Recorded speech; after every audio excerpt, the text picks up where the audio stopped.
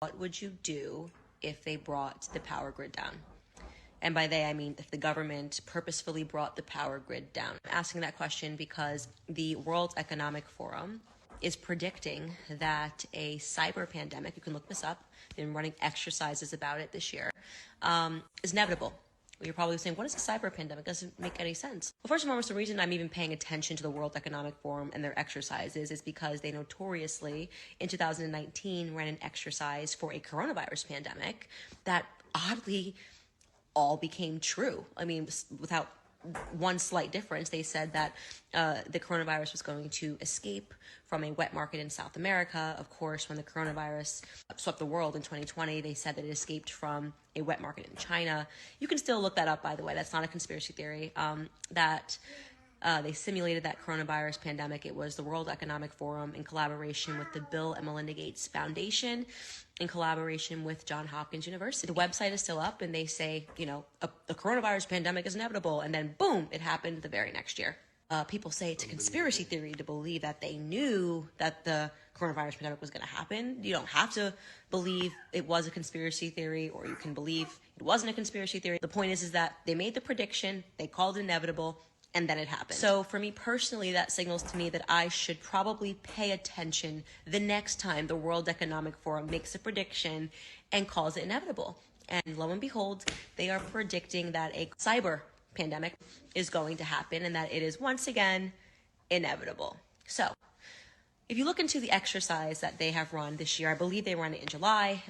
They've been meeting and talking about the cyber pandemic, what it would look like. Essentially, their idea is that they're going to have to sanitize the internet because a bug, think of it as like a coronavirus for your computer, is going to sweep globally, and the only way they're going to be able to stop this bug from infecting everything is to effectively shut down the internet, right?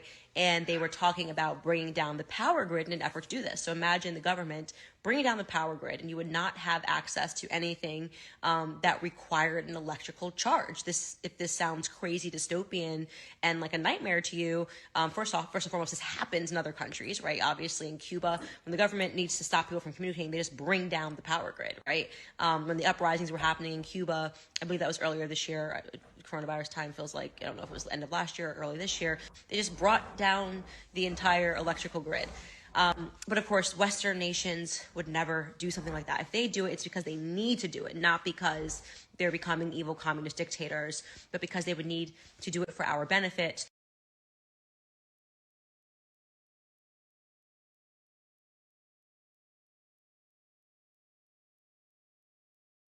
We all know, but still pay insufficient attention to the frightening scenario of a comprehensive cyber attack, which would bring to a complete halt to the power supply, transportation, hospital services, our society as a whole.